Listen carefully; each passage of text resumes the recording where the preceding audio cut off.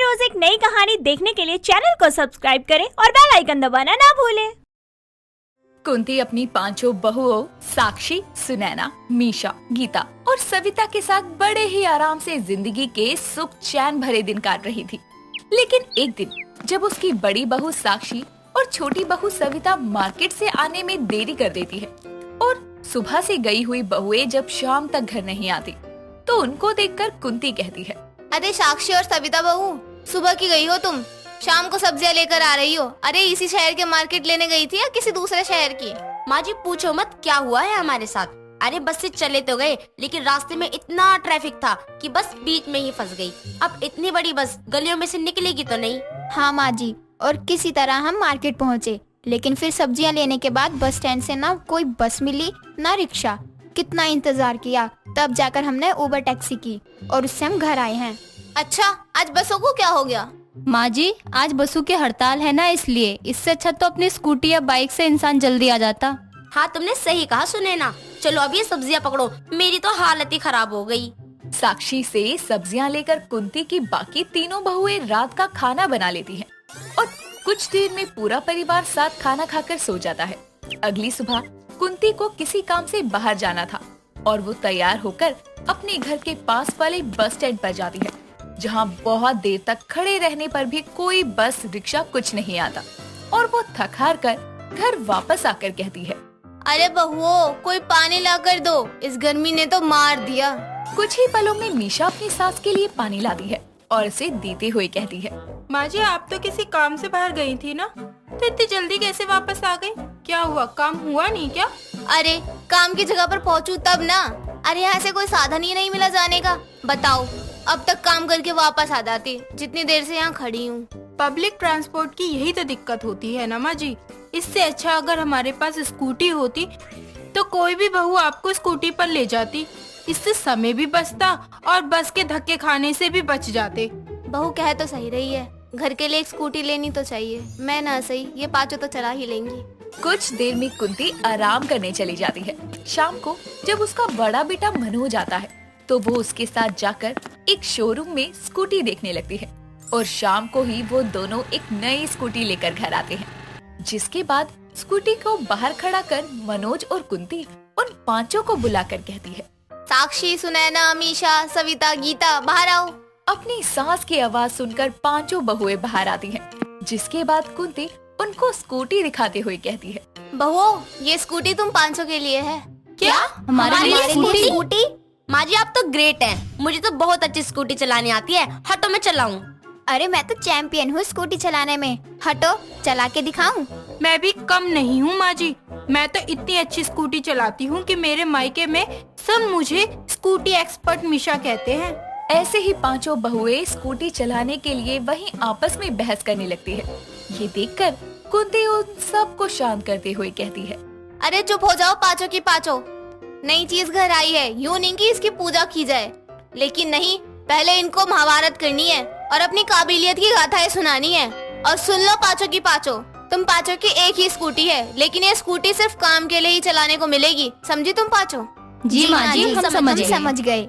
इतना बोलकर सभी एक आरती की थाल से स्कूटी की बारी बारी पूजा करते हैं। अब स्कूटी घर में थी तो उसको चलाने के लिए पांचों अपने अपने बहाने सोचने में लगी थी, जिसके चलते सबसे बड़ी बहू साक्षी कुंती के पास आकर उससे कहती है, माँ जी मुझे सब्जी लेने मार्केट जाना है, तो जरा स्कूटी की चाबी देना।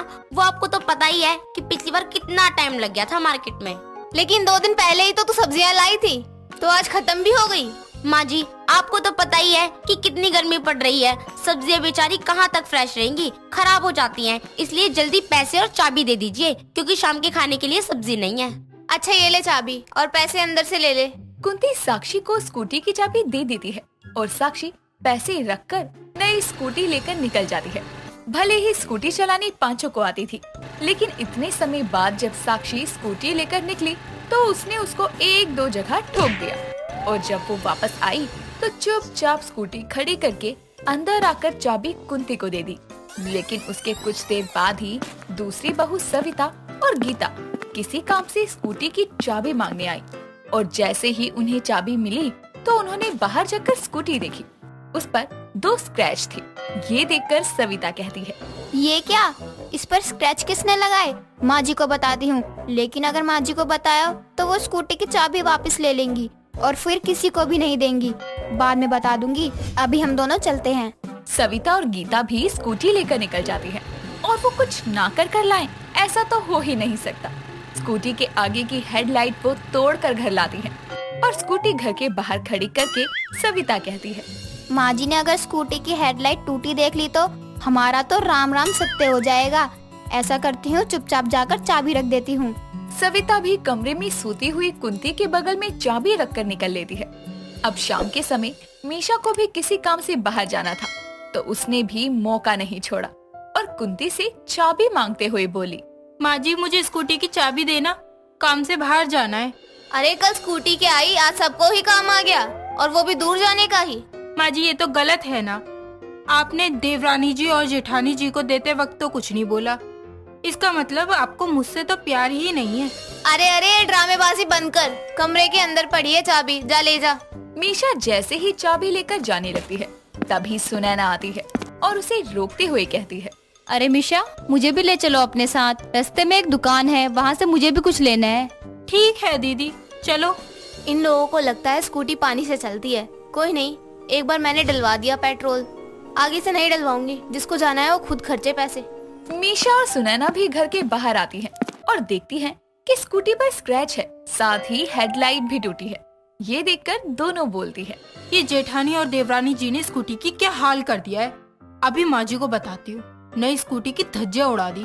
अरे नहीं मिशा, रुको। अगर माँ जी को अभी बताया कि स्कूटी की ये हालत है तो वो किसी को चलाने नहीं देगी। अब उन दोनों ने तो एक एक बार चला ली, हम भी चला ले, फिर बताएंगे। सबूत के लिए तुम फोटो खींच लो ताकि हम माँ जी को दिखा सके कि स्कूटी कैसी थी जब हम गए। हाँ ये ठीक है। मीशा और सुनैना भी स्कूटी लेकर निकल जाती हैं और दोनों सही सलामत बिना कुछ खराब किए स्कूटी वापस लाती है। लेकिन घर के बाहर ही अपने पड़ोसी मिश्रा जी को बीच सड़क पर ठोक देती है, जिसके कारण मिश्रा तो गिरता ही है, उसके साथ साथ सुनैना और मीशा भी गिर जाती है। तभी मिश्रा जोर से दर्द में करहाते हुए कहता है, अरे मार डाला ले, ये कुंती देवी की बहुए आफत है। अरे कुंती देवी बाहर निकलो, आओ जरा देखो अपनी बहुओं की करतूत। मीशा और सुनैना जल्दी से उठकर स्कूटी उठाती है, लेकिन स्कूटी के अब ऊपर लगे साइड मिरर टूट चुके थे, साथ ही आगे की दोनों हेडलाइट भी। और तो और गिरने से उस पर बहुत सारे स्क्रैच थे, जिसको देखते हुए मीशा और सुनैना कहती है, अंकल चुप हो जाओ, माँ जी को मत बताओ। इतने में कुंती अपनी बहू साक्षी, गीता और सविता के साथ आती है और स्कूटी और अपनी बहुओं का बुरा हाल देखकर कहती है, कराई का भाड़ा? अरे कल ही स्कूटी आई थी और तुम दोनों ने इसका क्या हाल कर दिया? माँ जी, हमने अकेले ने नहीं किया, ये तीन भी शामिल है। दिखाओ सबूत। नहीं माँ जी, हमने कुछ नहीं किया। चुप हो जाओ, तुम पांचों मुझे पागल समझती हो। अरे मुझे पता है शुरुआत साक्षी बहू ने करी। मैंने हर एक की स्कूटी इस्तेमाल करने के बाद स्कूटी को चेक किया था, लेकिन मैं देखना चाहती थी कि तुम में से कोई मुझे सच बताता है या नहीं। पर तुम पांचों ने चलाने से मतलब रखा। नई स्कूटी खराब हो गई, उसकी किसी को चिंता ही नहीं है। अब चाबी दो, ये स्कूटी मैं ठीक करवाऊंगी और मैं ही चलाऊंगी। निकलो अब पांचों। पांचों ये सब सुनकर अपना मुंह छुपाते हुए अंदर जाती है और कुंती अपनी स्कूटी को साइड में खड़ी करके बिना मिश्रा का हाल देखे अंदर चली जाती है और बेचारा मिश्रा अपना टूटा फूटा शरीर लेकर खुद से बोलता है, लगी तो मेरी भी थी रे बाबा, लेकिन ये सास बहू ने मुझे ऐसे इग्नोर किया जैसे सरकारी बैंक में लंच के टाइम कस्टमर को इग्नोर किया जाता है। बेचारा मिश्रा, उसने अपने हाथ पैर तोड़वाए और कुंती की बहुओं ने अपनी स्कूटी चलाने का सपना। तो कैसे लगी आपको हमारी ये 5 बहुओं की एक स्कूटी की कहानी? कमेंट करके जरूर बताएं।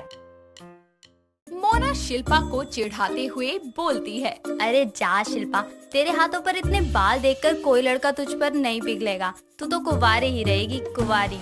मोना की बात सुनकर शिल्पा का मुंह उतर जाता है और वो मायूस होकर अपने घर चली जाती है। शिल्पा एक काफी मोटी सी लड़की थी, वो बस अपने काम से काम रखती थी। वैसे तो उसकी जिंदगी ठीक चल रही थी, मगर उसकी कहीं शादी नहीं हो पा रही थी। वो इस बात से काफी परेशान थी। एक दिन शिल्पा की माँ सरोज उससे बोलती है, पता नहीं क्या सोच के भगवान ने तुझे मेरी कोख से पैदा किया। 36 लड़के देख चुके हैं तेरे लिए, मगर एक ने भी तेरे से शादी के लिए हाँ नहीं करी। पता नहीं कौन सी मनुष्यत बसी है तेरे अंदर। अरे जब कोई मुझसे शादी करना ही नहीं चाहता तो मैं क्या करूं? अब मैं तो किसी को मना नहीं करती ना, वही लोग हमेशा मना कर देते हैं। शक्ल भी ठीक है तेरी, बातें भी ठीक करती है, तो मुझे समझ ही नहीं आता कि सब लड़के क्यों मना कर देते हैं। माँ, मुझे लगता है ना कि भगवान ने मेरे लिए कोई बहुत ही खास लड़का बनाया होगा। वो कहते हैं ना कि भगवान के घर में देर है लेकिन अंधेर नहीं। माँ तुम देखना, मुझे ना एकदम चांद की तरह चमकता हुआ खूबसूरत सा लड़का मिलेगा, बस तुम देखती जाओ। मुझे अपनी चिकनी चुपड़ी बातों में मत फंसा। मुझे नहीं लगता कि तेरी शादी कभी होगी भी। अरे माँ तुम देख लेना, मेरी शादी राजकुमार से ही होगी। तेरा ब्याह किसी चपरासी के साथ भी हो जाए ना तो बड़ी कृपा होगी भगवान की। पूरे 28 साल की हो गई है, पता नहीं कब होगा तेरा ब्याह। अरे कहा तो माँ, डोंट टेक चिंता, मेरी शादी बहुत धूमधाम से होगी। इसके बाद सरोज अपने कामों में लग जाती है और शिल्पा अपनी सहेली मोना के साथ बाहर घूमने जाती है। वो लोग काफी देर तक बाजार घूमते हैं और काफी सारी बातें करते हैं। इसके बाद शिल्पा मोना से बोलती है, मोना एक बात बता। हाँ बोल, क्या हुआ? हुआ तो कुछ नहीं, मगर ये तेरे पास इतने लड़के मक्खी की तरह क्यों भिनभिनाते हैं, ये बता। तू नहीं समझेगी शिल्पा, तू बस नाम की ही शिल्पा है। तो मुझे बता ना, असल में शिल्पा बनने के लिए मैं क्या करूं? अरे मुझे शादी करनी है लेकिन कोई लड़का है कि मुझसे इम्प्रेस ही नहीं होता। रहने दे, तेरे बस की बात नहीं है इतना तामझाम करना। तू ऐसे ही ठीक है, जब नसीब में होगा तो हो जाएगी तेरी शादी। यार तुझे पता नहीं है, मेरी शादी ना होने की वजह से सारे रिश्तेदार न जाने कैसी कैसी बातें करते हैं। अरे रिश्तेदार तो बात की बात है, मेरी खुद की सगी माँ भी मुझे मनूस कहने लगी है, लेकिन अब मैंने ठान लिया है कि मैं शादी करूंगी तो मतलब करूंगी, वो भी कुछ महीनों के अंदर। जरा एक बार अपने पेट को देख, कितनी मोटी और भद्दी सी दिख रही है। तुझे पता नहीं क्या, आजकल के लड़के सिर्फ अच्छा फिगर और फेस पर ही मरते हैं। तो क्या करूँ तू ही बता। जिम जा, एक्सरसाइज कर, प्रॉपर डाइट ले। देख 2-3 महीनों में ही अपने आप सब ठीक हो जाएगा। ठीक है, मैं कल ही जिम ज्वाइन करती हूँ। ऐसा कहकर शिल्पा जिम ज्वाइन कर लेती है, मगर जेनेटिक मोटापा होने की वजह से 2-3 महीने में भी उसका वजन कम नहीं होता। वो काफी परेशान हो जाती है। इसके बाद वो काफी अलग अलग नुस्खे भी ट्राई करती है और तरह तरह की दवाइयाँ खाती है, लेकिन फिर भी उसे कोई फर्क देखने को नहीं मिलता। फिर एक दिन उसने टीवी पर एक अंग्रेजी दवाई का ऐड देखा और देखते ही उसने दवाई के 5-6 डब्बे मंगवा लिए और जरूरत से ज्यादा ही दवाइयाँ खाने लगी। ज्यादा दवाइयाँ खाने की वजह से उसका मोटापा तो कम हो गया, लेकिन साथ ही साथ दवाइयों के साइड इफेक्ट की वजह से उसके शरीर पर काफी बाल आ गए थे। वो देखने में और भी ज्यादा बद्धी हो गई थी। उसके मोहल्ले के लोग भी तरह तरह की बातें करने लगे और उसे चिढ़ाने लगे, जिसकी वजह से अब वो स्लीवलेस कपड़े भी नहीं पहना करती थी।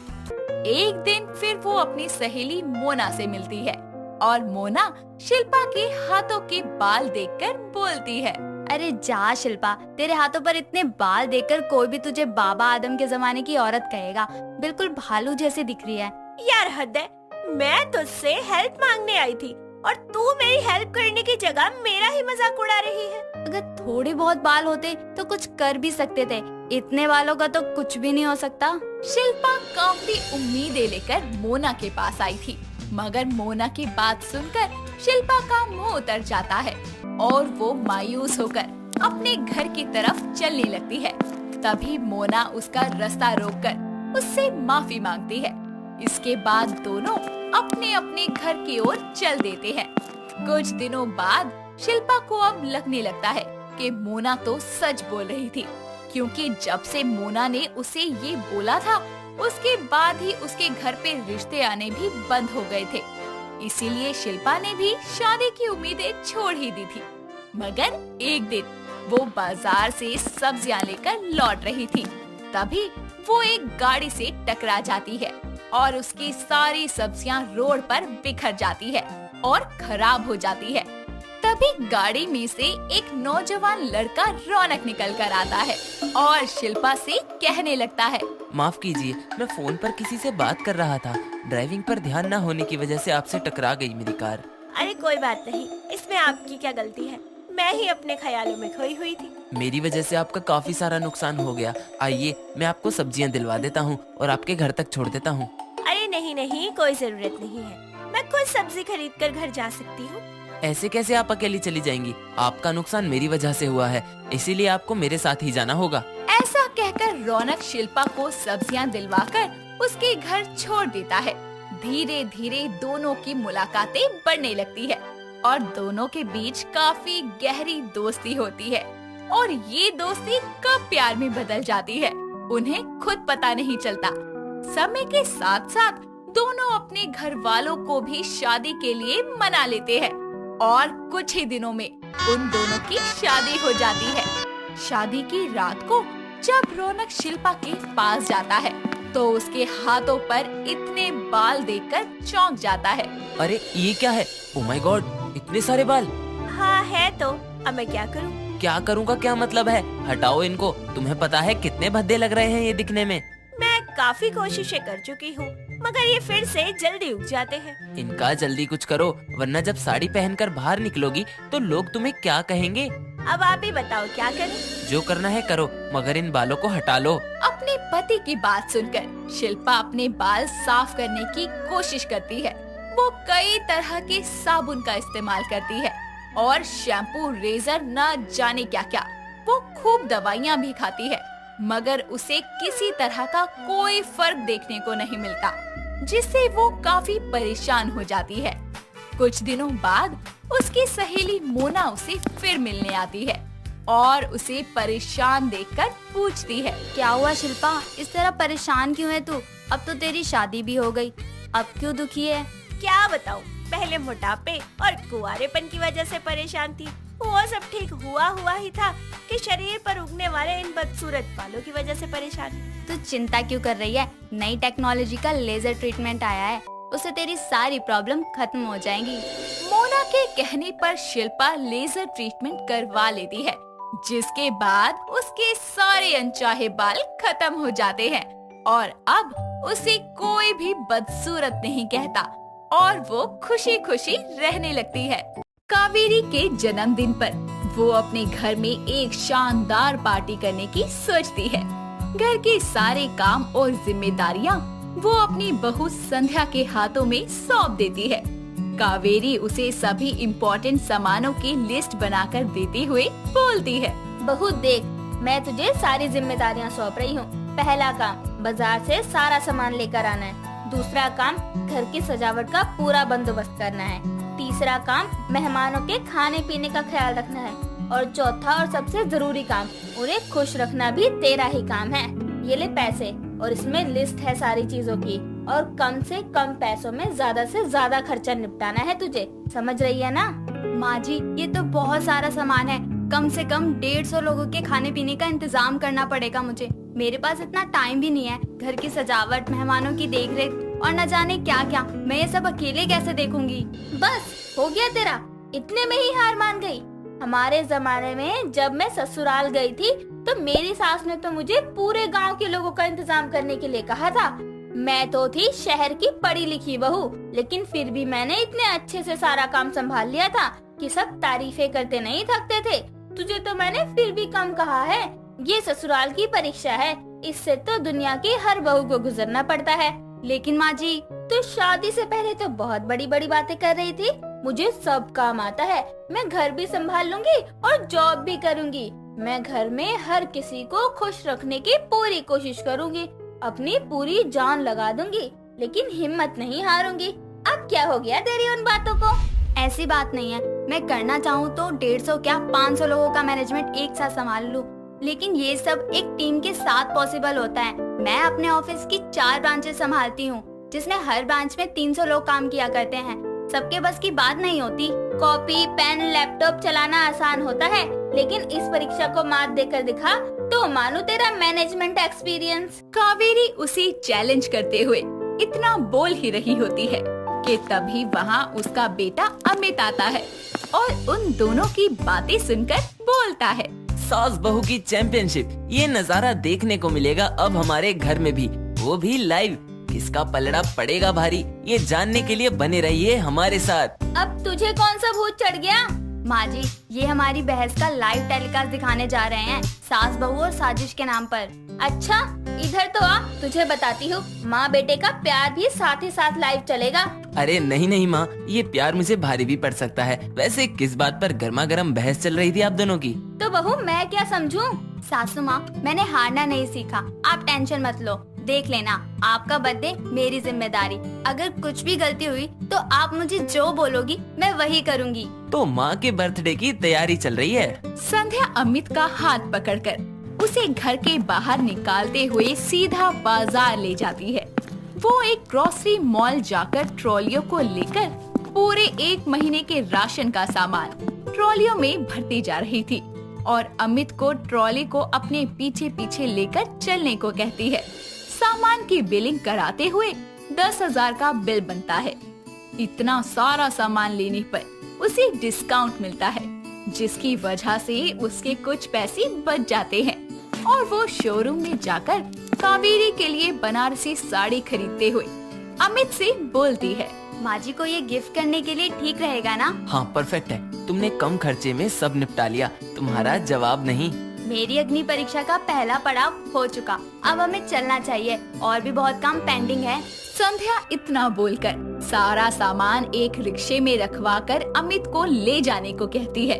अमित उसे उसके साथ ना चलने की वजह पूछते हुए बोलता है, तुम नहीं आ रही? अरे मैं शाम तक आ जाऊंगी, मुझे अभी हलवाई को मिठाई का ऑर्डर देने जाना है। ये सारा सामान तुम हॉल में रखवा देना। डेकोरेशन के सामान के लिए भी आगे जाना पड़ेगा मुझे, इसलिए मैं बाद में आती हूँ। ठीक है, बाकी कुछ प्रॉब्लम हो तो कॉल कर देना। हाँ, लोगों को फोन पर इनविटेशन मैसेज जरूर कर देना, एक भी रिश्तेदार बचना नहीं चाहिए। ओके, तुम आराम से जाओ। इतना बोलकर अमित रिक्शे वाले को आगे चलने के लिए बोलता है। संध्या हलवाई के पास जाकर बोलती है, अरे भाई साहब, कुछ हलवाइयों की जरूरत थी, घर में फंक्शन है ना, इसलिए। जी, आपको कब चाहिए हेल्पर्स? कल तक ही। ठीक है, कल मैं दोपहर के समय 3 हलवाइयों को आपके घर भेज दूंगा। आप अपना एड्रेस काउंटर पर लिखवा दीजिए। ठीक है भाई साहब। संध्या काउंटर पर जाकर एड्रेस लिखवाकर कुछ पैसे एडवांस दे आती है। उसके बाद वो डेकोरेशन का सामान लेने के लिए एक सुंदर सी डेकोरेशन स्टेशनरी पर जाती है, जहाँ से वो बैलून, रिबन, लड़ियाँ, बल्ब, आर्टिफिशियल फ्लावर्स के कुछ गुच्छे और भी कुछ सिलेक्टेड चीजें पैक करवाती है। वो सारा सामान लेकर घर आती है और अपनी कुछ सहेलियों के साथ मिलकर पूरे घर और हॉल को दुल्हन की तरह सजाने लगती है। घर में डेकोरेशन का काम खत्म करते करते रात हो जाती है।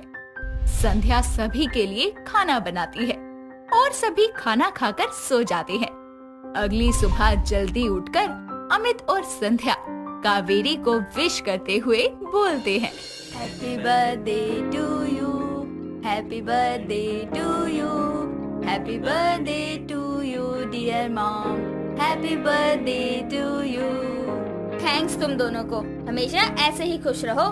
माँ जी रुकिए, मैं एक चीज लाना तो भूल ही गई, जस्ट वेट फॉर 1 मिनट। संध्या अपने कमरे से कावेरी के लिए गिफ्ट बॉक्स लेकर आती है और उसे देते हुए बोलती है, ये लीजिए माँ जी, ये मेरी और अमित की तरफ से, खोल कर देखिए, आपको पसंद आएगा।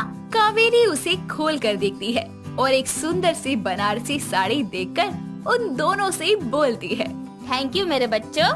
थैंक्स मत बोलिए, वैसे शाम को यही साड़ी पहनना माँ जी, बहुत सुंदर लगेंगी आप। हाँ हाँ जरूर, सिर्फ साड़ी से खुश नहीं होंगी, पहले चैलेंज जीत कर दिखाओ बहू रानी।